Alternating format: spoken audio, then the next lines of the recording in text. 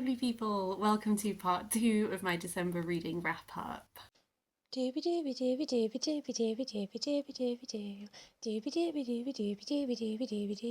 vlogs. I did gobble up quite a lot of books in December. I already filmed part 1 of this. I'm just going to crack on and tell you about some more. I'll start with The Decagon House Murders, Yukito Ayatsuji, which is translated by Ho-Ling Wong. This is a Japanese murder mystery. I read the second book in this series maybe in October and I really enjoyed it, so I thought I would start with the first book. I didn't mean to read them out of order, I think I got confused.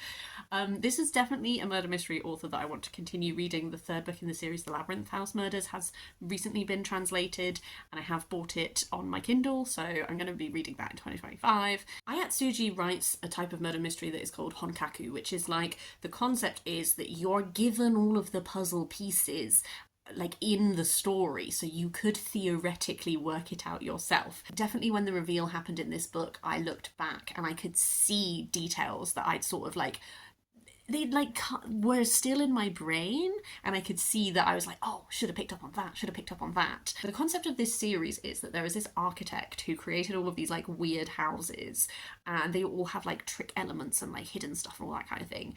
And murders keep happening to do with these houses. This book has the same thing as the Millhouse Murders had, where it's sort of like 2 different timelines. And in the past timeline, you have the architect who built all of these houses, and he's involved with these murders that happened in the blue house that is his house on this island, that resulted in his death. Then you have in the later plotline these group of students who are part of like a murder mystery club where they read murder mysteries, they write murder mysteries, and they've gone to this island to stay in the Decagon house, which is sort of like the side house to the blue house. The blue house burnt down and they're staying in this one, and everything has 10 sides, and it's very much drawing on And Then There Were None by Agatha Christie, like very consciously. I really enjoyed that sort of like meta element that was, because they are a murder mystery club, they talk about murder mysteries and about like the structure of them, and when people obviously start being picked off because we're riffing off of And Then There Were None, like they try to analyze it as if it is like analyzing a murder mystery, except it is real and it is happening to them. I have to say I really enjoyed this. I did call some of it. I didn't call the whole thing, but I think I called enough of it that I'm like, I was at least picking up on stuff, and I loved that there were enough clues to pick up on bits and bobs. There's a really great like sentence that someone says that then makes you be like, what? And I loved that moment. This is a classic murder mystery in the sense of like the characters are very like, you know, I don't really come to murder mysteries for characters to be really in depth, because they never really are, because the whole, I like this style, which is like, this is a puzzle and I'm trying to solve the puzzle. So what I'm saying is like the characters are a bit surface level, and like particularly like the students, they have like their sort of like identifying feature to them. But I loved the awareness of genre. It reminded me of Seishi Yokomizo's The Honjin Murders, because that one is narrated in a way that is also very conscious about like how locked room murders are constructed. So I enjoy that element of like self-awareness in creating that mystery. So yes, that was really fun. Let's just go straight to another mystery that I read in December, and that was The Devil in the Dark Water by Stuart Turton. This was lent to me by a friend, but I actually bought it for her birthday. This is set in the 1600s, and we follow this ship, and this ship is transporting this guy called Samuel Pepys, who is like the world's most famous detective, but he is in chains and he is a prisoner. As this ship goes on the journey, mysterious things start happening, and Pepys is obviously not able to investigate because he is a prisoner, so it's down to his bodyguard to start doing the investigations. He joins forces with like the wife of this guy who's very powerful and all that kind of thing, and then you're essentially spending most of this book like you're on this boat and these things are happening. And one thing I really liked about this book is like the atmosphere that was created. There's a great sense of like dread and tension, and there's this real like tussle between some of the things that are happening are being presented as if there is like supernatural forces, and you and they are trying to figure out like, is this the case? Or is there like an actual logical explanation for everything? So I really enjoyed that tension and all of that kind of thing. The thing I think that disappointed me about this book is to do with what is on the blurb. and then pacing. Pacing is actually what I'm talking about. I find it really annoying when stuff is put on the blurb that doesn't happen for a really long time. This blurb explicitly tells you that there is a murder. This is pitched and sold as a murder mystery. Would you like to guess how many pages it takes for someone to die? Nearly 400. And I'm sorry, but you can create atmosphere, and it did, and I liked the atmosphere. But when I know that someone is going to die and it takes 400 pages of like a 500 and something page book for that to happen, like, I'm going to get frustrated because I am waiting for what I know is inevitable. And I think, like, maybe that wouldn't have bothered me as much if it wasn't on the blurb, but I still think it might have, because I do think the pacing in this is a little bit off. You have this very, very slow narrative while we're on the boat, and then you hit a point and things start really kicking off, and the sort of like type of story that's being told changes quite quickly, I think. Which was interesting, and I had a fun time when I was reading this book. Like, I was never not having fun.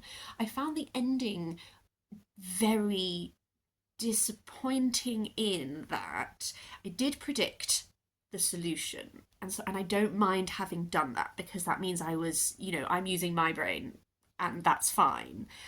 There is a lack of resolution that feels almost like maybe we're setting this up for there to be other books or something.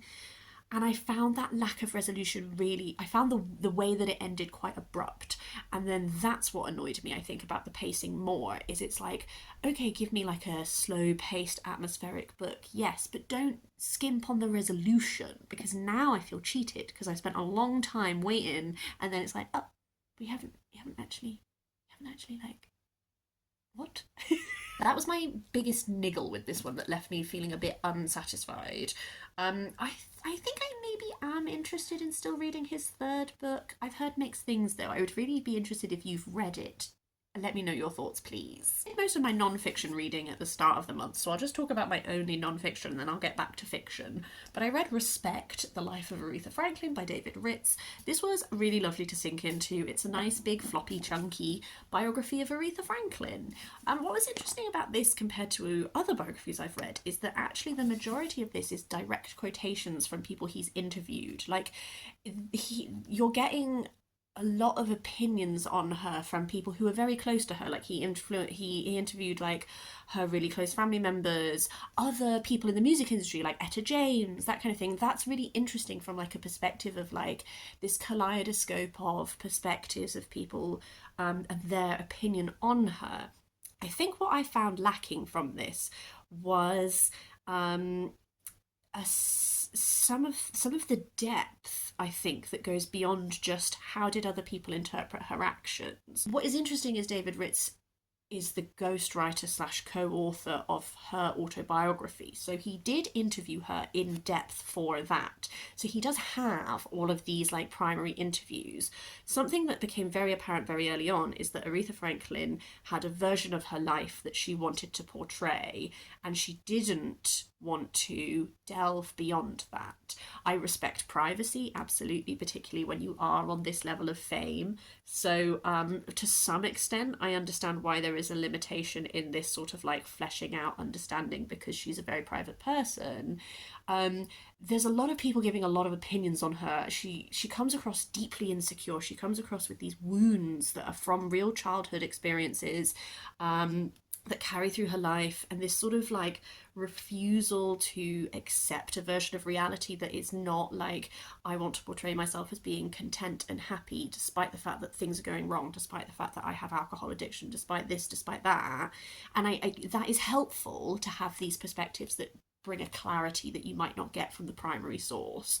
I think what I lacked as a result of it, though, is that, like, for example, people would talk a lot about like the dissolving of her first marriage. Like, I understand other people's opinions on her first husband. I don't really understand what their relationship was like. I don't really understand like who, like, someone describes him as like a celebrity pimp or something, and I was like, okay, but like, why was she attracted to him? What was their relationship built on? The breakdown of their relationship is kind of given to you as like, oh, it's like a tussle about like he was her manager and then someone else became her manager, and it's like, I feel very surface level on like the reasonings why things happen, like the relationship she has. Like, it's not like they didn't mention like when it broke down or whatever, but I just came away and I was like, I've got a lot of people's opinions on her, and that is helpful. I missed understanding, I think, more that goes beyond just what is really hammered home, which is that like Aretha is insecure. Aretha likes to control the narrative. Aretha can like not always engage with the reality of things. Aretha cuts people off. Like all of that, like I get it, but I missed some of the like beyond that. I don't know. So but I will say it was a thoroughly enjoyable biography. I've been really enjoying music writing recently and reading biographies of like singers and songwriters and all that kind of thing. So I did really enjoy that side of it. It was just there's just this sort of like sense I have where I actually feel like I maybe just also need to read like her Wikipedia page. I don't know. Listened to Western Lane by Chetna Maroo, which was narrated by Maya Soroya. I kind of realised that I was having like a women's prize moment because I listened to Doppelganger and Thunderclap in the first part of December, which were both women's prize non-fiction nominated, and then I'll talk about Western Lane, and then I'll talk about Enter Ghost by Isabella Hammad, which I also read, and so I just felt like I was having like a little women's prize moment. So Western Lane is essentially like a grief book. We follow these three sisters. We have like one sister who is our main perspective, but we're following these three sisters whose mother has passed away, and their father sort of feels the need to like channel them into something, so they start playing squash. And the sister whose perspective you're in is the one who is like the best at this. Like the other two sort of drift away from it, but she is like really focused, and it becomes like this common ground with her father. I thought I was going to love this because I like a grief book, and that like little description I think sounds really interesting. I didn't love this book.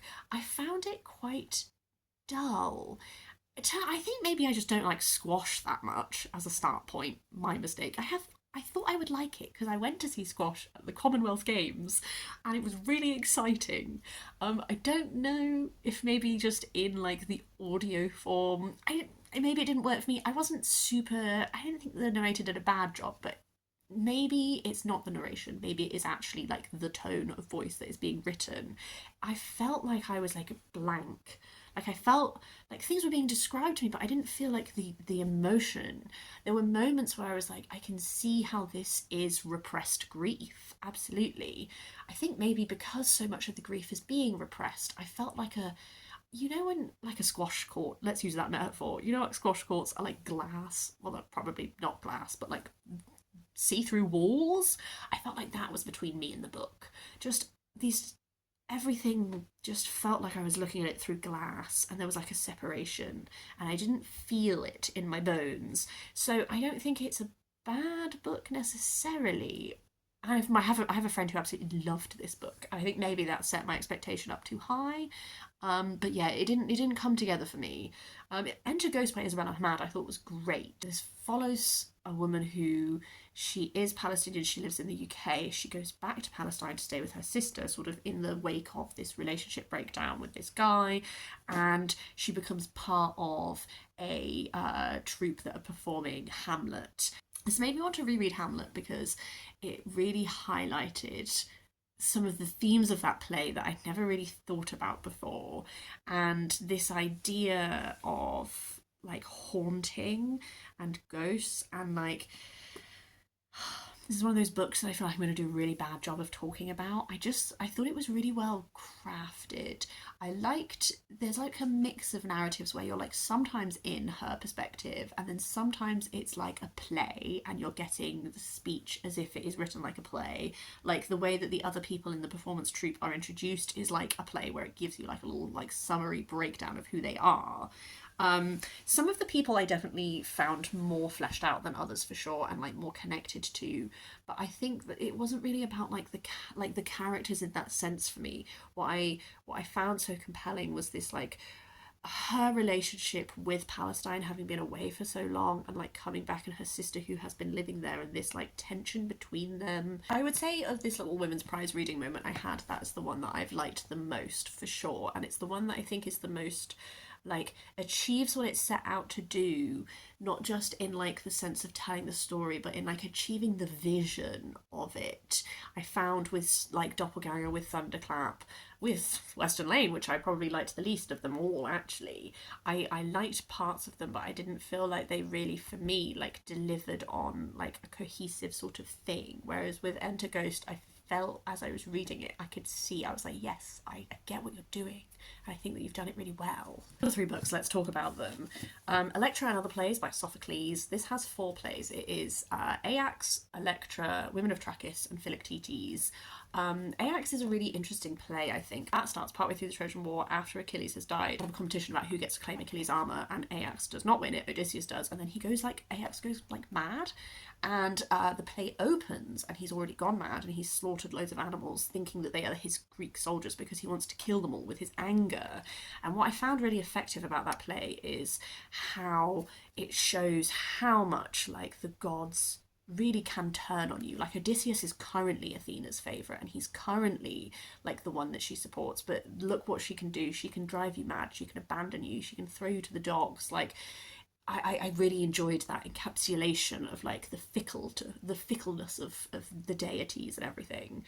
Electra is interesting, but I don't really like Electra that much as a character. I find her annoying because I don't like Agamemnon that much as a character. But I think it's an interesting. I listened to Aeschylus's Oresteia a couple of months ago, so I enjoyed sort of like reading Sophocles' take on it as opposed to Aeschylus's take on it. Women of Trachis I studied previously. That one is about Hercules' wife Deianira, who thinks that she is doing a love potion on him but actually kills him. So it was interesting to revisit that. I cannot for the life of me remember what we looked at when I studied it back in the day. But again, really don't like Hercules very much, so didn't mind some, god comeuppance. And then Philoctetes was a really interesting one because I've not read it, but it made me think a lot of. Philoctetes is like one of the Greek soldiers. He gets left on this island because he has this wound which is just like it won't ever heal. And so the soldiers abandon him, but then it turns out that there's a prophecy later in the day that's like, you can't win Troy without this man and his bow. So then they send Neoptolemus, who is Achilles' son, to convince him to come. And it's all about this like elaborate deception of like, because Philoctetes hates Odysseus, you can't tell him that he's there. It was just, I think that relationship between Neoptolemus and Philoctetes was really interesting as it's based on deception, but there's like an honesty and an understanding there. I don't know. It was interesting to see like, sometimes you have to abandon when you have heroes who are so often fueled by anger and rage, like the rage of Achilles, etc. Like he has to leave that behind in order to get a resolution. It made me think a lot of Omeros by Derek Walcott, which is a modern revisiting, drawing on a lot of Greek threads set in St. Lucia, where the author is from, because Philoctetes is really a character in that. I reread that not that long ago, maybe in 2023, and now I already want to reread it, having read Philoctetes the play, and pay more attention to that character who is present in Omeros. Penultimately, we have Vita Nuova by Dante. This is translated by Virginia Jewess. This is in like the courtly love tradition, and it is Dante writing about Beatrice, who is this woman who he fell in love with, but she was married to someone else, and so he never really like revealed his love to her, and then she died very young. So a lot of this is like mourning her. I think I definitely was influenced when I was reading this because I had just finished watching the film of Don Quixote because I needed to purge it from my soul, and I wanted to see if the film did it better than the book did. And that has like such a farce element to it. I think it affected how I read this book because I found it really funny at times, because he writes about like, oh, people were starting to suspect that I might have feelings for Beatrice, so then I had to set upon another woman and pretend like I was really in love with her, and I think I convinced everyone really, really well. And I just found these elements really funny as a modern reader, and I know that it's courtly love tradition, and I know that that means like falling in love with a woman who is unavailable and deifying her and being like dedicated to her and expecting nothing in return and all of this. Like, I studied courtly love, like I understand it, but it is quite funny at times, this elaborate deception that you have to do on people, and this like like, just have a conversation with her. Like, he's so in love with her, but he avoids her so strongly so that no one will ever know. That I think maybe I lost sort of the romance that I was supposed to be seeing, because I was just like, just talk to her, she's just a woman, which I realise is very like modern imposition kind of thing. The other thing I found funny is that he does all these poems and then he just really explains to you what the poem means, which I found very silly, because he'd be like, the first part of the poem, I'm saying this, and then the second part of the poem, I'm saying this, and then the third part of the poem, I'm saying this. And I was like, I know, I read the poem. I literally just read the poem. So that was funny. And then the final book I read was The Darkest Road by Gavriel, which was to finish off my reread of the Fionnevar Tapestry, which is like a high fantasy trilogy, very inspired by Tolkien. Gavriel was actually Tolkien's assistant for a while, and rereading this, having read The Silmarillion, I have found so interesting because I see the influence of The Silmarillion on this world so strongly. It's like if you took a lot of the like background world building as like based on like The Silmarillion, and then particularly with this book you introduced a lot of Arthurian mythos, and then you introduced like a bunch of other stuff as well. That's what's happening. This is one of those series where I can really see why people don't like this series. Sometimes when Gavriel like writes things, I'm like, oh yeah, you're really just like telling me over and over again that like this is how this is how this character feels, and all that kind of thing. He loves like a little repetition. He loves like a little like unspooling, like repetitious little moment to really drive home how someone's feeling. But I eat it up, because I love what he's doing. I love the strands of Arthuriana that's woven within this. Like, an example would be that there's like Guinevere is in this, and you're just told so many times how tragic Guinevere is and all this kind of thing.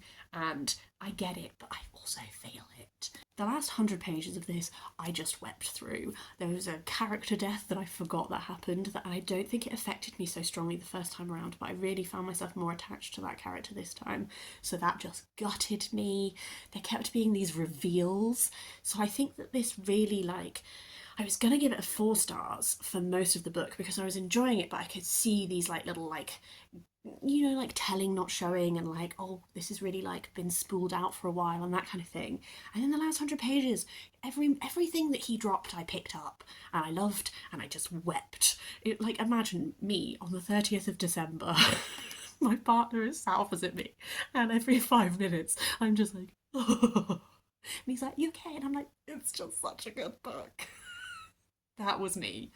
I love this sense of there's a concept here of like the weaver at the loom and people's fates being woven, and there's a wild element that gives you freedom, and I love the decisions that characters make that are like acknowledging what is so say fated, but utilizing their humanity and their freedom of choice in whatever way they can to change it if they can. And they don't even know if they can, they're just giving it a punt and they're trying, and I love that aspect of it. So I'm really pleased that I finished the series this year.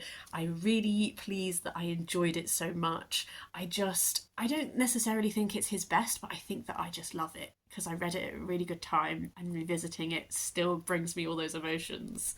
That's it. That's everything that I read in December. I would love to hear your thoughts on any of these. I would love to hear what you read in December. What did you enjoy? Please do leave me a comment down below. I hope you're having a really lovely day, and I will see you next time for something different.